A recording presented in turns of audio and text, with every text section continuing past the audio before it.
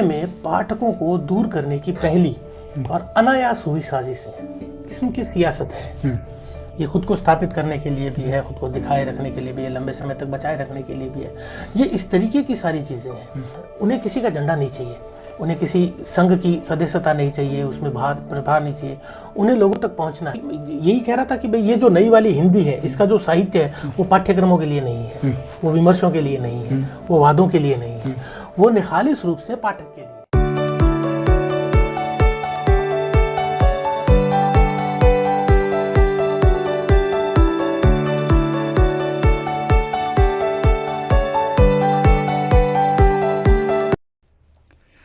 Ashish ji, literature की बात करते हैं, लिटरेचर के इतिहास की बात करते हैं और उसके वर्तमान तक हम आते हैं तो एक धारा किनारे से निकलती हुई नजर आती है, उसको कहते हैं वाद और विमर्श। ये वाद और विमर्श क्या है? वाद और विमर्श अगर एक पंक्ति में मैं आपको समझाऊं तो वाद और विमर्श के लिए ये है कि ये साहित्य में पाठकों को दूर करने की पहली और अनायास हुई साजिश है। क्योंकि साहित्य में पाठकों का रोना वैसे भी रोया जा रहा है जी। साहित्य में पाठक कम है और आप उन्हें अगर कैटेगराइज करते हुए चल रहे हैं लेखन की दृष्टि से कि भाई आप विमर्श की अगर बात करें तो स्त्री विमर्श है, वृद्ध विमर्श है, आदिवासी विमर्श है, विकलांग विमर्श है, इस तरीके के विमर्श और फिर इन्हीं खांचों में ढलकर लगातार इसी तरीके का अगर लेखन कर रहे हैं तो पाठकों से दूरी लाजमी है। तो ये एक साजिश की तहत हुआ है। पहले ये था कि अगर किसी रचना में कुछ मिलता है आपको कि स्त्री चेतना के बारे में मिलता है, स्त्रियों पर अत्याचार के बारे में कुछ मिलता है, तो वो ये कहा जाता था कि ये स्त्री विमर्श की रचना है। लेकिन अगर आप विमर्श को ध्यान में रखकर सृजन शुरू करेंगे और लगातार लंबे समय तक उसी तरीके का सृजन करेंगे तो जाहिर सी बात है कि आपके लिखे को पढ़ने वाले सेलेक्टेड लोग हो जाएंगे, आपके लिखे पर बात करने वाले सेलेक्टेड लोग हो जाएंगे। क्योंकि एक पाठक वैरायटी चाहेगा, भाई हर तरीके की बात चाहेगा, हर किस्म की बात चाहेगा, हर विचार की बात चाहेगा। लेकिन आप एक सांचे में ढलते हुए जा रहे हैं और इस तरीके का लगातार अगर सृजन होगा तो पाठकों की कमी तो होती जाएगी। मोटे मोटे तौर पे अपन ये समझते हैं कि वाद किसी विचार को स्थापित करने की साहित्यिक कला का नाम हो सकता है और विमर्श किसी पीड़ा को, किसी संवेदना को उकेरने की बात हो सकती है। पर्टिकुलर किसी की संवेदना, जैसे आपने स्त्री की बात की, दलित की बात की, तो जो लोग पीड़ित वर्ग हैं उनके बारे में विचार किया जाए, उनके बारे में सोचा जाए। तो क्या ये वाद या विमर्श जब शुरू हुए उससे पहले इन वर्गों के बारे में, इस विचार के बारे में कभी सोचा नहीं गया था? या पहले वही बात है कि पहले अंडा आया या मुर्गी, पहले वाद और विमर्श आए या पहले लिटरेचर आया? और अगर बाद में या पहले की बात अगर करते हैं और वाद और विमर्श अगर बाद में आते हैं तो इनकी जरूरत क्या पड़ी? क्या साहित्य में इनकी बहुत ज्यादा जरूरत है? देखिए कि ये था कि भाई पहले अंडा आया या मुर्गी, इस तरीके का लिटरेचर था, लिटरेचर में लिखा जा रहा था। लेकिन लिखे जा रहे का जब निरीक्षण किया गया, जब उसको फिल्टर किया गया, जब उसके बारे में बातें शुरू हुई, तब ये चीज़ें आनी शुरू हुई कि भाई इनके लिखे में स्त्री का पक्ष मजबूत है। तो ये या स्त्री पर अत्याचारों को लेकर ये खूब बातें कर रहे हैं, तो वो स्त्री विमर्श की रचना थी। या ये था कि भाई जैसे छायावाद की बात करते हैं, छायावाद एक बहुत बड़ी घटना थी हिंदी साहित्य के लिए कि भाई कवियों पर बहुत उसका गहरा प्रभाव देखा गया। तो जैसे छायावाद में ये था कि भाई प्रकृति और मन के मिलन को लेकर उस तरीके के प्लॉट्स पर कविताएं लिखी जा रही थी। लेकिन उसी मतलब जो मेन स्तंभ माने जाते थे, सूर्यकांत त्रिपाठी निराला, महादेवी वर्मा, पंत जी, तो पंत जी का एक आलेख में पंत जी ये कहते हैं कि भाई आधुनिक कवियों का ही एकाधिकार नहीं है छायावाद पर। इससे पहले जायसी, जिन्हें की रहस्यवाद का उद्घाटक माना जाता था, जायसी के लेखन में, तो तुलसीदास जी के लेखन में, कालिदास जी के मेघदूत का वो रेफरेंस देते हैं कि इनमें भी छायावाद का गहरा प्रभाव देखा जा सकता है। जबकि उस रचना को भाई आप ये नहीं कह सकते कि छायावाद के तहत लिखी गई थी या छायावाद के अंतर्गत लिखी गई थी, उस वक्त छायावाद था भी नहीं, लेकिन उनमें भी अगर छायावाद था। और जिस तरीके से धीरे धीरे ये और कुछ एक चीज़ें पश्चिम से भी आई, उनके प्रभाव में भी ये सारी चीज़ें वहाँ से फिर छनने लगी, कैटेगराइज होने लगा कि ये छायावाद है, ये रोमांटिसिज्म है, इस तरीके का मामला भी था। तो ये उन सब के बाद आया और वहाँ तक भी ये ठीक था कि भाई किसी रचना में आप कुछ ढूंढ रहे हैं कि भाई इसकी शैली या इसके प्लॉट्स या कहन का जो मामला है वो किसी न किसी तरीके से छायावादी कवियों से मिलता है, वहाँ तक ठीक था। लेकिन अगर मैं आज लिखने बैठ जाता हूँ कि मुझे एक छायावादी कविता लिखनी है, तो फिर वो नुकसान है। आपका कहने का मतलब ये है कि छायावाद एक घटना थी, बल्कि अपन यूं भी कह सकते हैं कि कुछ लोगों ने मिल करके एक कृत्रिम घटना बना दी गई। कुछ लोगों ने मिले और मिल के कहा कि हमें इस लेवल पे इस तरीके से कविता या कहानी लिखनी है। जैसा कि आप खुद कहते हैं कि इससे पहले भी इसके प्रमाण मिलते हैं। छायावादी कविता के जो तत्व होते हैं वो छायावाद नहीं था, तब भी उसके प्रमाण मिलते थे, लेकिन उसके बाद में कुछ लोगों ने मिल करके एक प्रयास किया। तो जो मिल करके प्रयास होता है, संगठित प्रयास होता है, वो साहित्य का भला करता है या अपने ही अहम की तुष्टि करता है? वो दरअसल देखिए कि ये एक किस्म की सियासत है। ये खुद को स्थापित करने के लिए भी है, खुद को दिखाए रखने के लिए भी है, लंबे समय तक बचाए रखने के लिए भी है। ये इस तरीके की सारी चीज़ें हैं। भाई आप किसी भी वाद या विमर्श में ढलकर या आप किसी एक विचारधारा का झंडा उठाकर आप सृजन करते हैं, तो ये खुद के लिए ही है। ये साहित्य का नुकसान है। भाई अगर आप रचनाकार के तौर पर किसी एक विचारधारा से बन जाते हैं, किसी एक वाद से बन जाते हैं, किसी एक विमर्श से बन जाते हैं, तो ये आपका नुकसान तो है ही, साहित्य का और पाठकों का भी नुकसान है। और ये अगर साहित्य और पाठकों का नुकसान इस रूप में है कि पाठक चाहता है कि मुझे निखालिस लिटरेचर मिले, मुझे निखालिस एक कहानी मिले और मुझे निखालिस एक कविता मिले, और आप जब उनको कविता के नाम पर कुछ ऐसा दे देते हैं जो उसकी कविता की परंपरा जो है, कविता की परंपरा में जो उसको मिलता आया है उससे कुछ अलग होता है, तो वो कविता से कट जाता है। या कि आप कहानी के अंदर अचानक जिंदाबाद मुर्दाबाद लगा देते हैं, आप कहीं पे एक ऐसी घटना बना देते हैं जिससे एक अलग तरह का पॉलिटिकल माहौल बनता हो, तो एक पाठक को लगता है कि मैं ये सब पढ़ने के लिए साहित्य में नहीं आया हूँ, मैं वो पढ़ने के लिए आया हूँ जिससे मेरा रंजन हो। और वो जो रंजन नहीं होता है, और उसके अलावा वहाँ पे आपको कोई डोज दी जाती है, आपको दवा दी जाती है, सही शब्दों में मैं ये कहूँ तो उनके टेस्ट किया जाता है, उनकी समझदारी की परीक्षा ली जाती है, तो वो जो पाठक है वो इनसे दूर हो जाता है।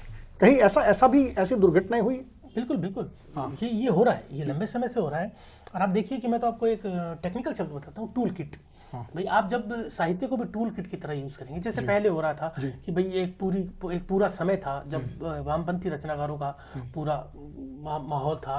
उसके बाद आप 2014 के बाद से देखिए पौराणिक आख्यानों को लेकर लिखा जा रहा है लगातार, वो उस तरीके की किताबें भी सामने आ रही है, फिल्में भी बन रही हैं। ये ऐसा था। अब इसी बीच में जैसे अपन बार बार कहते हैं कि भाई बेस्ट सेलर है, ये किताबें बिक रही हैं, उन्हें किसी का झंडा नहीं चाहिए, उन्हें किसी संघ की सदस्यता नहीं चाहिए, उसमें प्रभार नहीं चाहिए, उन्हें लोगों तक पहुंचना है, अपनी किताबें बिकवानी है, उनको पढ़वाना है। ठीक है, वो एक निश्चित समय के लिए होगा, लेकिन इस समय में वो जो लोग हैं वो ज़्यादा सक्रिय हैं, ज़्यादा बिक रहे हैं और ज़्यादा पढ़े जा रहे हैं, इसीलिए कि वो किसी एक विचारधारा से नहीं बंधे हैं, वो किसी एक वाद से नहीं बंधे हैं, वो किसी एक विमर्श से नहीं बंधे हैं। उनको लिखना है, छपना है और बिकना है, वो सिर्फ उसी धारा में बह रहे हैं। इस वजह से वो किताबें ज़्यादा बिक रही है, क्योंकि उनके टाइटल से आपस के मतलब जो सोशल मीडिया के थ्रू जो मैसेजिंग जाती है उसमें पता चलता है कि भाई ये एक लाइटफुल सब्जेक्ट को लेकर एक नॉवल लिखा गया है या एक रेलेवेंस को लेकर लिखा गया है, पर इसमें किसी भी तरीके के कुछ जस्टिफिकेशन नहीं है, किसी एक विचारधारा का पोषण के लिए कुछ नहीं किया जा रहा है, किसी एक वाद को स्थापित करने के लिए कुछ नहीं लिया जा रहा है। इसलिए वो किताबें पाठकों को ज़्यादा अट्रैक्ट कर रही है और ज़्यादा पढ़ी जा रही है। इसमें एक टेक्निकल सवाल आता है कि जो लोग ऐसा कर रहे हैं या कि करते हुए बरामद हुए हैं, हम लोगों को ऐसे लोग जो बरामद हुए हैं जिनके कोई पृष्ठपोषण नहीं है, कहीं उनका ये नहीं है कि भाई हम इस विचार के लिए चल रहे हैं, वो ये बात सुनियोजित कर रहे हैं इन वाद और विमर्शों से निकलने के बाद में, जब उनको लगा कि नहीं इन सबको मुझे दरकिनार करना है, ये तो सब एकेडमिक चीज़ें हैं, ये सब स्कॉलर के लिए काम है, मुझे ये काम नहीं करना है, मुझे तो सीधे पाठक तक पहुँचना है, सोच समझ करके कर रहे हैं, या कि उनको इसकी समझ ही नहीं है, उनको पता ही नहीं है। अगर मैं किसी एक नए राइटर को खड़ा करके कहूं कि भाई छायावाद की परिभाषा बताओ, तो क्या आज का जो राइटर है, जिसको आप बेस्ट सेलर कह रहे हैं या कुछ भी कह रहे हैं, आप प्रगतिशीलता की बात करते हैं, तो आप ये कह सकते हैं कि आज का जो राइटर है, जो बहुत बड़ा लोकप्रिय राइटर है, बेस्ट सेलर राइटर है, उसको छायावाद, प्रगतिशील या पुरुष विमर्श, महिला विमर्श, दलित विमर्श, आदिवासी विमर्श, विकलांग विमर्श तक जो विमर्श अभी आपके बीच में आ रहे हैं, उन सब का नॉलेज है, लेकिन वो इनको छोड़ रहा है। एक तो होता है कि हम सब चीजें समझते हुए छोड़ते हैं, और एक अपन नासमझी में छोड़ते हैं। इन दोनों के बीच में क्या लगता है? नहीं, नासमझ तो बिल्कुल नहीं है जी। उन्होंने सियासत भी देखी है, साहित्य की सियासत भी बहुत करीब से देखी है, इसीलिए। और दूसरा, जैसे अपन बात करते हैं कि नया जो लेखन हो रहा है, समकालीन लेखन की जिसे बात करें, जिसे नए नए हैशटैग के साथ दिया जाता है, नई वाली हिंदी, ये वो, इस तरीके का जो मामला है, वो बहुत समझदार लोग हैं, उन्हें पता है कि सियासत के लिए जो लिखा जा रहा है वो वहीं तक रह जाना है, वो अकादमियों में, वो अकादमिक कार्यक्रमों में, वो संस्थागत कार्यक्रमों में, वो वहीं तक रहेगा। आम पाठक क्या चाहता है वो नब्ज उनके हाथ में है, और वो आम पाठकों को वही दे रहे हैं जो आम पाठक चाहता है एक बार की। उसके बाद अगर किसी को गंभीर पढ़ना हो तो वो जाता है उस तरफ भी, लेकिन शुरुआत जो है वो ये नहीं है कि उनको नहीं पता कि वाद क्या है, विमर्श क्या है, साहित्य की सत्ता किस तरीके से चल रही है। कोई ऐसा उदाहरण आपके सामने आता है कि किसी ने इस विषय पर बात की है, कोई ऐसे बड़े आयोजन में, कि नहीं मेरे को आता सब है लेकिन मैं लिखता नहीं हूँ, कुछ ऐसा कभी कभी आता है? देखिए, डायरेक्ट तो नहीं कहा, लेकिन आप जो एक हैशटैग है नई वाली हिंदी, आप इसे क्या समझते हैं? ये एक व्यंग है उनके पर भी जो बंद कमरों में लिखते हैं और मतलब 20, 25, 50 लोगों की एक सभा में बात करते हैं, आपस में विमर्श करते हैं। 500 लोग, जैसे आप बताते हैं कि भाई 300 कॉपी छपी, 300 कॉपी बंटी, उसमें से 10 की समीक्षा हुई, तो वो सारी चीज़ें उन्होंने देखी है। उसके बाद वो एक नया ये जो हैशटैग लाए हैं नई वाली हिंदी, तो नई वाली हिंदी में यह था कि भाई हम सियासत की बात नहीं कर रहे हैं, हम समाज को बदलने की बात नहीं कर रहे हैं, और इस तरीके की सारी बातें, ज्ञान का डोज हम नहीं दे रहे हैं। हमारे लिखे में से अगर आपको कुछ अच्छा निकालना है तो वो आप एक पाठक के तौर पर आपकी जिम्मेदारी है। हम आपको किसी भी तरीके का कोई संदेश नहीं दे रहे हैं, कोई मोरल नहीं दे रहे हैं, वो आप देखिए उस रचना में है क्या। और इसके साथ ही वो ये भी कहना चाहते हैं कि हमें इस बात से कोई मतलब नहीं है कि हमें पाठ्यक्रम में शामिल किया जाए, क्योंकि वाद और विमर्श की जब आप बात करते हैं तो वाद और विमर्श एक मोटी बात ये उभर करके आती है कि इन्हें साहित्य में से निकाला गया। जैसा कि आप भी बताते हैं कि भाई तुलसीदास ने भी लिखा, या इस वाद और विमर्श से पहले या हिंदी के पनपने से पहले, जो हिंदी का एक बहुत अच्छा स्वरूप था वो बनने से पहले, नई हिंदी के आने के बहुत पहले जब हिंदी का स्वरूप बना, एक कृत्रिम भाषा के रूप में, एक संपर्क भाषा के रूप में हिंदी को रखा गया, तो उसके अंदर उसे एकेडमिक बनाने की जब कोशिश की गई, तब उसके अंदर जैसा कि आपने भी एक संकेत किया था कि पाश्चात्य जो वाद और विमर्श थे उनको भी अपन यहाँ पे लेकर के आए, और उसके बाद में हमें लगा कि अगर हम वाद और विमर्श नहीं डालेंगे तो हम इसे अध्ययन और अध्यापन की सामग्री कैसे बनाएंगे। आप सिर्फ एक कहानी नहीं बना सकते, आप कविता नहीं पढ़ सकते, आपको कविता का वर्णन करना पड़ेगा। आप कोई बहुत बड़ा आलेख पढ़ रहे हैं तो उसका संक्षिप्तीकरण करना पड़ेगा। तो इसलिए आपको इन सब चीज़ों से जोड़ना पड़ा, और ये जब चीज़ों को आपने जोड़ा तब आपको वाद और विमर्श की जरूरत पड़ी, और फिर आप वहाँ से एक इसको यूं कह सकते हैं कि एक प्रस्थान बिंदु की तरफ आप बढ़े, जिसके अंदर बहुत सारे लोगों ने तो जो कि मेरी सूचना में है, पाठ्यक्रम का हिस्सा बनने के लिए कृत्रिम तौर पर बैठ करके उन्होंने कुछ ऐसी रचनाएं लिखी जिसके अंदर पर्टिकुलर वाद हो, पर्टिकुलर विमर्श हो, स्त्री विमर्श की उपन्यास लिखे गए, कविताएं लिखी गई, कहानियां लिखी गई, रेखाचित्र संस्मरण लिखे गए जिसके अंदर दलित विमर्श आ रहा है, या कि बहुत पुराने जो राइटर थे उनमें से चीर फाड़ करके उनमें से वो विमर्श निकाला गया। तो ये सब हुआ तो पाठ्यक्रमों के लिए था। कोई अगर हिंदी साहित्य की कक्षाओं में जा रहा है तो उनके लिए हुआ। ये जो आज का जो वर्ग है जिसकी तरफ आप इशारा करते हैं, जो नए लेखक हैं, वो कहते हैं कि हमें पाठ्यक्रम में जाना ही नहीं, हमें उन बंद कमरों की जो बहस है उसमें शामिल होना ही नहीं है, हम तो हमारी हिंदी की बात करेंगे। और उसके साथ ही आप एक टर्म यूज करते हैं, नई हिंदी।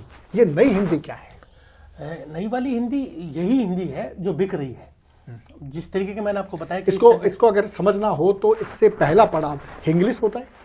हाँ बिल्कुल जी भाई, लिखा उन्होंने इंग्लिश में ही है, और वो ये कहते हैं कि भाई लोक में जब आप घर में 4 शब्द बोलते हैं तो उसमें 2 शब्द अंग्रेजी, मतलब 4 वाक्य अगर बोलते हैं तो उसमें 6 शब्द अंग्रेजी का रहे हैं। लिखते वक्त आप अगर सारा ध्यान रख रहे हैं, कॉन्शियस हैं कि इसमें अंग्रेजी के शब्द नहीं आने चाहिए, उनका रिप्लेस कर रहे हैं, इस तरीके का काम वो नहीं कर रहे हैं। वो कह रहे हैं कि यूथ जिस तरीके से बोल रहा है वो उस तरीके से पढ़े भी। भाई अगर वो एक वाक्य में 3 शब्द अंग्रेजी के ले रहा है तो वो अंग्रेजी, वो देवनागरी में लिखी हुई अंग्रेजी है, वो वहाँ देवनागरी में लिख रहे हैं लेकिन अंग्रेजी के शब्द है। और वो कह रहे हैं कि भाई ये अपडेट होना चाहिए क्योंकि ये बोलचाल की भाषा में आ चुका है, तो ये थोड़ा होना भी चाहिए। ये बोलचाल की हिंदी और विचार की हिंदी, पहले क्या होता था कि साहित्य में जैसे ही आप कुछ पढ़ते थे तो उसके अंदर आपको क्लिष्ट हिंदी आपको मिलती थी, एक बढ़िया बहुत ही प्रांजल शब्दावली मिलती थी, और आपको लगता था कि कुछ समय से अलग हट करके, हमारे जीवन से अलग हट करके ये अनुभूतियों का एक ऐसा संसार है जहाँ पर हमें मतलब जिसका अवगाहन अपन कर सकते हैं। तो एक विचार की हिंदी हुआ करती थी। अभी के जो आपके जो राइटर हैं जिनका प्रतिनिधित्व आप करते हैं, उन पर यह आरोप है कि इन्होंने दोनों को एक में कर दिया, बोलचाल की हिंदी को और विचार की हिंदी को एक में कर दिया, और उसका सबसे बड़ा नुकसान जो हुआ है वो थॉट को हुआ है। एक विचार को हुआ है। व्यक्ति सतही तौर पर तो सब समझ जाता है, सतही तौर पर तो वो आगे आगे निकल जाता है कि कहानी मिलती है उसको, लेकिन जैसे ही वो डीप डाइव करने की कोशिश करता है उसको लगता है कि मेरे हाथ में कुछ भी नहीं है, मुझे तो एक भ्रम था कि मैं लिटरेचर के साथ हूँ। ये क्या है? नहीं, सिर्फ शब्दों को लेकर तो ऐसा नहीं हो सकता। विचार और बोलचाल। हाँ, नहीं, तो ये है कि भाई आप बोलचाल की भाषा में भी अगर किसी विचार को लेकर कहीं आगे बढ़ रहे हैं तो ऐसा नहीं होना चाहिए कि भाई ये एकदम था। लेकिन हाँ, ये ज़रूर है कि एकेडमिक्स जिस हिंदी की बात कर रहे थे, जिस तरीके से उनको आगे लेके बढ़ रहे थे, इन्होंने उसका काउंटर भी इसीलिए किया कि भाई एकेडमिक्स बंद क्यों रहा है, एकेडमिक्स मतलब एक टारगेट के बाद ये क्यों नहीं लोगों तक पहुंच रहा है, उसी को एकेडमिक्स के सामने तो ये बड़ी चुनौती थी कि उनको हिंदी पढ़ानी थी। वो तो बंधने को तैयार ही नहीं थे, क्योंकि उनको तो लगता था कि हमने एक अंग्रेजी का शब्द अगर यूज कर लिया इट मींस वो हमारा कमतरी मानी जाएगी। जी जी बिल्कुल। तो वो वहां पे तो एकेडमिक्स तो नहीं कर रहे। उसी के काउंटर के लिए नई वाली हिंदी लाई गई पाठकों के लिए। ये जो नई, यही कह रहा था कि भाई ये जो नई वाली हिंदी है, इसका जो साहित्य है वो पाठ्यक्रमों के लिए नहीं है, वो विमर्शों के लिए नहीं है, वो वादों के लिए नहीं है, वो निखालिस रूप से पाठक के लिए है। ठीक है। वो ये कहते हैं कि मेरा पाठक अगर यही पढ़ना चाहता है, इस तरीके की भाषा बोलना चाहता है, तो मैं कम से कम उसी में दूं। जैसे मैंने आपको बताया कि नई वाली हिंदी का कोई भी पाठक कोई भी लेखक मोरल टीचिंग की तरफ जा ही नहीं रहा है। वो किसी भी तरीके के मुद्दे को एकदम स्पष्ट तरीके से अपने लेखन में लाना ही नहीं चाह रहा है। वो हर टैग से बचना चाह रहा है। वो ना किसी विचारधारा में बनना चाह रहा है, ना किसी वाद में बंधना चाह रहा है। वो ये कहता है कि मैं पाठकों के लिए लिखता हूँ। पाठक जो सोचते हैं, जिस तरीके की चाह रखते हैं, मैं उसी तरीके का लिख रहा हूँ, मुझे उसी तरीके से लिखना है। मुझे ना साहित्यिक संस्थाओं की जरूरत है, ना मुझे साहित्यिक मंचों की जरूरत है। मेरा मतलब साहित्य जो है वो इन पाठकों से है। जिस समय में हम आज यहाँ पे खड़े हैं उस समय में आपका ये कहना है कि जिन राइटर्स के हाथ में आज की कमान है, आज का वर्तमान है, जिनको ये माना जा रहा है कि वो समाज के राइटर हैं, वो न तो मूल्यों में भरोसा कर रहे हैं, न भाषा पे भरोसा कर रहे हैं। बिल्कुल, आप ये कहना चाहते हैं। और इस तरह से एक समय ऐसा आएगा, अभी बहुत विचलन का समय है, बड़ी क्रांति, जैसा कि आपने भी कहा क्रांति का समय है, एक विचलन का समय है, जहां पर एक सम पर आकर के भाषा को खड़ा होना ही होना पड़ेगा। भले ही आज एक द्वंद्व चल रहा हो, एक तरफ वो जो लोग हैं जो हिंदी की कमान थामे हुए हैं और उनको एक भी शब्द इधर से उधर स्वीकार नहीं हो रहा है, वहीं दूसरी ओर जो लोग हैं वो बहुत तेजी से आप जो नई वाली हिंदी है उसके अंदर प्रयोग पे प्रयोग करते जा रहे हैं। उनको भी पसंद किया जा रहा है और इनको भी पसंद किया जा रहा है। फिलहाल तो ये पालेबंदी हुई हुई है, लेकिन आपको लगता है कि क्या ये सारी चीजें किसी सम पर आकर के रुकेगी? कहीं एक जगह साहित्यकार आकर के रुकेंगे कि नहीं, आज के बाद में हमें एक बार फिर मानक हिंदी पे या मानक भारतीय भाषा पर, जो भी संप्रेषण की जो भाषा है, बोलने की जो भाषा है, उस पर हमें रुकना पड़ेगा? क्योंकि सारे लोग भाषाविद हैं, सारे लोग भाषा से संस्कारित हैं और सारे लोगों को यह चिंता है कि अगर भाषा बिगड़ गई तो देश का मिजाज बिगड़ जाएगा। तो क्या आपको लगता है कि ये जो अभी उथल पुथल चल रही है उसके बीच में कहीं एक ऐसा अवसर आएगा जहां पर सम होगा? अभी तो देखिए बिल्कुल भी ऐसा नहीं लगता कि किसी मतलब जिस तरीके के साहित्यकारों में माहौल है, मैं साहित्यकार भी नहीं कहता, जिस तरीके का लेखकों में माहौल है, ये पाठकों को तय करना है कि कौन सा साहित्य गंभीर विमर्श का साहित्य है, कौन सा आम पाठकों के लिए है, ये वो करें। लेकिन जिस तरीके का माहौल चल रहा है, इनके सम पर आने की कोई भी स्थिति नहीं है, क्योंकि ये अपनी बोलचाल की भाषा से लेकर लिखने की भाषा तक में उसी तरीके से काम कर रहे हैं। ये सोशल मीडिया पर भी उसी तरीके से लिख रहे हैं, ये किताबों में भी उसी तरीके से लिख रहे हैं, ये मंचों पर अगर बात कर रहे हैं तो वो उसी लैंग्वेज में बात कर रहे हैं। वहीं एक छोटा सा बदलाव ये भी हुआ है कि जिस तरीके की आपने बात की कि एक झंडा उठा रखा है भाषा के लिए भी, उन लोगों को भी उसी रो में आने वाले जो नए लिखने वाले हैं उनके साथ भी बहुत सारे समझौते करने पड़ रहे हैं, क्योंकि ना कहीं भाई ये होता है कि आज जो लिख रहा है वो उनसे भी प्रभावित है जो बिक रहे हैं, और उनसे भी प्रभावित है जिनको वो पढ़कर बड़ा हुआ है, जिस तरीके का साहित्य वो पढ़कर बड़ा हुआ है, वो दोनों में बराबरी रखना चाहता है। इस वजह से कहीं ना कहीं वो समझौते जो है वो उन वरिष्ठों को भी आंख बंद करके निगलने पड़ रहे हैं कि भाई भाषा के साथ ये कुछ हुआ तो है, लेकिन अगर इनके साथ भी सख्ती बरती गई तो लिखने वाले कितने एक लोग हैं जो आज इस तरह आना चाहते हैं, ठीक है, और ये कैसे हो पाएगा? तो कुछ ना कुछ समझौते वहां भी हो रहे हैं, और ये सारा मामला है बाजार का ही। तो लगता नहीं है निकट भविष्य में भी जल्दी से कुछ ऐसा सम पर आएगा, लेकिन हाँ, विचलन का समय है, क्रांति का समय है, प्रयोगों पर प्रयोगों का समय है। तो देखते हैं कि ये पाठकों की वजह से होता है या लेखकों की वजह से होता है। क्योंकि मेरा जो सवाल है वो थोड़ा सा पीछे जा करके वापस मैं आगे आता हूँ। मेरा सवाल वहाँ से जुड़ा हुआ है जहाँ पर मैंने एक आपको संकेत किया था इंग्लिश वाला, चेतन भगत एक आज के समय के बड़े प्रसिद्ध राइटर हैं, अच्छा लिखते भी हैं। उन्होंने एक जगह एक कॉलम में ये बात लिखी थी कि आने वाला समय जो है वो रोमन हिंदी का होगा। हम अब फर्क ही नहीं कर पाएंगे कि आपको हिंदी में देवनागरी का उपयोग भी करना है या नहीं करना, क्योंकि आने वाला जो समय उसके अंदर लोग रोमन हिंदी जो है वो पढ़ेंगे, क्योंकि उन्होंने एक संकेत दिए, 2-3 एक संकेत दिए जिसमें उन्होंने बताया था कि भाई मोबाइल की भाषा आपकी रोमन हो गई है, तो अब आपको जो पढ़ना होगा। फिर उन्होंने बड़े दूसरे भी बताए कि आज फिल्मों में जो शूटिंग होती है वहाँ पे जो हीरो हीरोइन होते हैं वो भी रोमन स्क्रिप्ट का यूज करते हैं। बड़े बड़े जो भाषण होते हैं वहाँ पे बड़े बड़े नेता हैं जो रोमन स्क्रिप्ट का यूज करते हैं। तो कोई बहुत बड़ी बात नहीं है कि आने वाली पीढ़ी के लिए आपको रोमन में स्क्रिप्ट लिखनी शुरू कर देनी पड़े।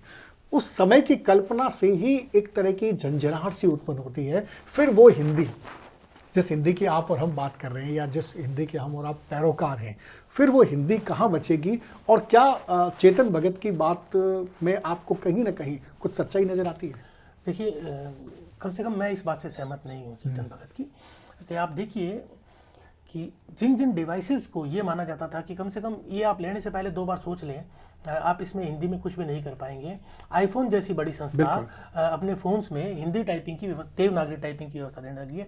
सिस्टम के बाय डिफ़ॉल्ट फ़ॉन्ट्स में देवनागरी फ़ॉन्ट्स है।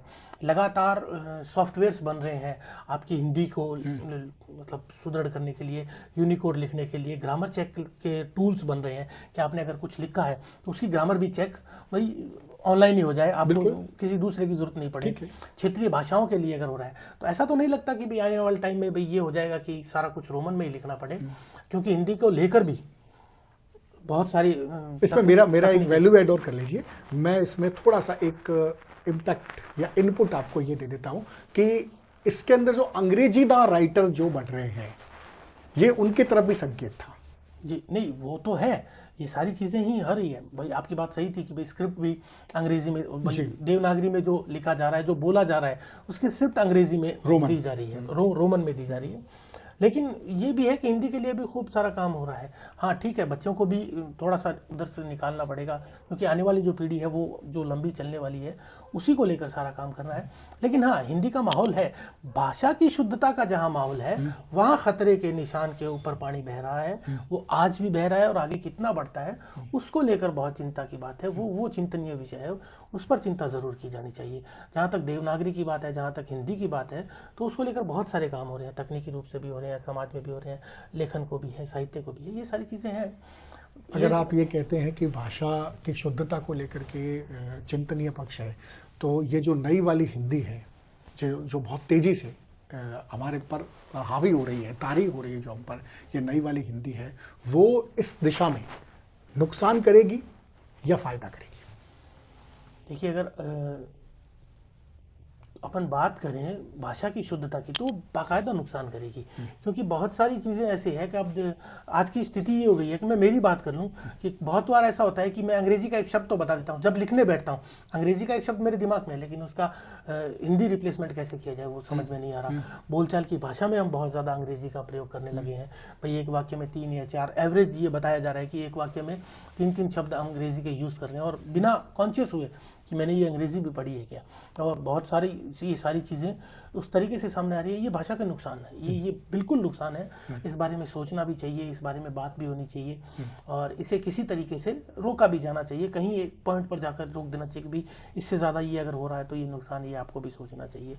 लेकिन इस तरह भी लगता है कि हाँ काम होगा, पर कितने टाइम बाद होगा, कितने नुकसान के बाद होगा, कितना खराबा हो जाएगा, और वो कौन करेगा, ये भी है। क्योंकि अभी तक ये है ना कि भाई आप दोनों धाराओं को मिला ही नहीं सकते। भाई दोनों, एक बिकने के लिए लिख रही है, छपने के लिए लिख रही है, सक्सेस भी है उस तरीके से, दूसरा विमर्शों के लिए लिख रही है, वादों के लिए लिख रही है, सियासत के लिए लिख रही है, और वो खुद को वहाँ मानते हैं कि भाई हम उच्च श्रेणी के हैं, ये कहते हैं कि हम ज़्यादा सक्सेस हैं। तो इनका मेल कब होगा, ये बैठ कर ये चर्चाएं कब होगी, ये भाषा को रोकने के लिए, क्योंकि एकेडमिक्स में तो फिर भी रुक जाएगा, लेकिन अगर बोलचाल की भाषाओं में नहीं रुकेगा, लोक व्यवहार में नहीं रुकेगा, बरतने में नहीं रुकेगा, तो फिर कैसे रुक पाएगा? ये नुकसान तो कहीं ना कहीं होगा ही। मतलब आपका कहने का मतलब है कि जो साहित्य में जो लोग काम कर रहे हैं, चाहे वो नए लोग हैं चाहे वो कुछ पुराने हैं या जिनको अपन कह सकते हैं जो वरिष्ठ हैं, चाहे इस पार के लोग हैं चाहे उस पार के लोग हैं। सबसे बड़ी बात है कि चाहे वो वाद और विमर्श में अपनी बात को अपने खानों में रखें, कांचों में रखें या उससे बाहर रखें,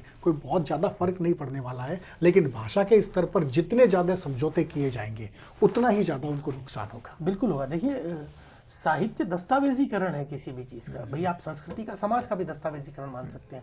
अगर आपके दस्तावेजों में बहुत सारे शब्द उड़ा दिए जाएंगे, आने वाली पीढ़ी अगर आपको आपके इस लिखे हुए में वो शब्द पाती नहीं है जो बढ़ते जा रहे थे, तो फिर वो कैसे उन शब्दों को आगे सीख पाएगी।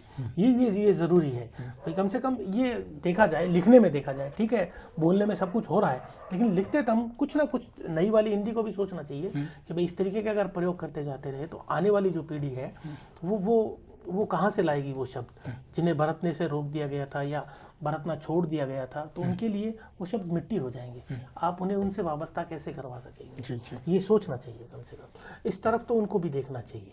नहीं, वो जब आप ये बात कहते हैं कि उनको देखना चाहिए, उनको सोचना चाहिए, तो हमारे सामने आता है कि बहुत सारी क्षेत्रीय जो भाषाएं हैं वो तो अपना अस्तित्व तक खो चुकी है। बिल्कुल। और बहुत सारी क्षेत्रीय भाषाएं लड़ रही है, लेकिन उनको वो राइट्स नहीं मिल रहे हैं जिसकी वजह से वो सरवाइव कर सके।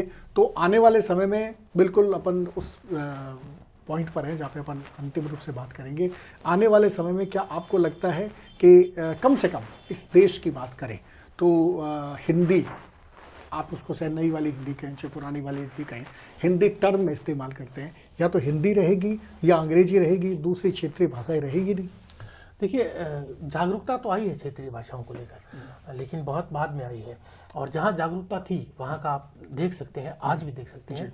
जिस तरीके से मैं बताऊँ, अगर आप महाराष्ट्र की बात करें, अगर आप गुजरात की बात करें, आप अगर बंगाल की बात करें, पंजाब की अगर बात करें, तो वहाँ अपनी क्षेत्रीय भाषाओं को लेकर बहुत पहले से जागरूकता थी। पंजाब का हाल ये है कि अगर आप देवनागरी में आपकी दुकान पर कुछ लिखा हुआ था तो लोग आपसे सामान नहीं लेते, इस तरीके का भी है। महाराष्ट्र का भी ये है कि भाई अगर आप बाहर से आकर महाराष्ट्र में इंडस्ट्री लगा रहे हैं तो आपको ज़्यादा से ज़्यादा मराठी भाषी लोगों को काम पर रखना पड़ेगा। लेकिन जब राजस्थान की अगर बात करते हैं तो राजस्थान में ऐसा कुछ नहीं था, तो राजस्थानी का हाल आप देख सकते हैं।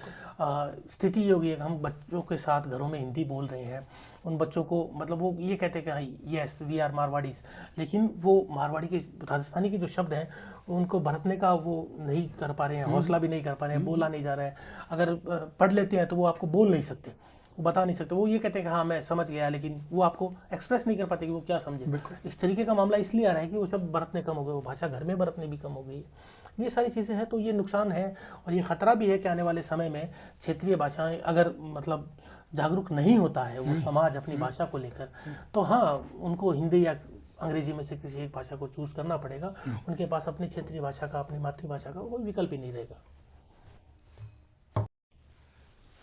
वाद और विमर्श से हमारी आज की बात शुरू हुई थी और भाषा के संस्कार नई हिंदी और पुरानी हिंदी से होते हुए उस चिंता पर आकर के रुकी है जहाँ पर हमें ये सोचना पड़ेगा कि क्या हम अपनी हिंदी को बचाने के लिए वास्तव में एक साहित्यकार के रूप में सजग हैं या नहीं। क्या हम मूल्य और आदर्श जिस तरह से साहित्य से गायब कर दिए गए हैं, उस तरह से कहीं भाषा के संस्कार भी तो नहीं गायब करने के अपराधी बनने वाले हैं? अगर हाँ, तो ये सिर्फ साहित्यकारों के लिए नहीं, पूरे समाज के लिए चिंतनीय है, क्योंकि समाज जिसे स्वीकार करता है वही चीज़ आगे बढ़ती है। हमारा ये कार्यक्रम सृजन सरोकार आपको कैसा लगा आप ज़रूर बताएं। अगली बार हम फिर किसी एक विषय पर आपसे बात करेंगे। आशीष जी और हम दोनों इस बात के लिए हमेशा तैयार हैं कि आपको अगर कोई लगता है कोई विषय जिस पे हमें बात करनी चाहिए तो आप हमें अपना फीडबैक दें, और आज के लिए आप हमें आज्ञा दें। नमस्कार।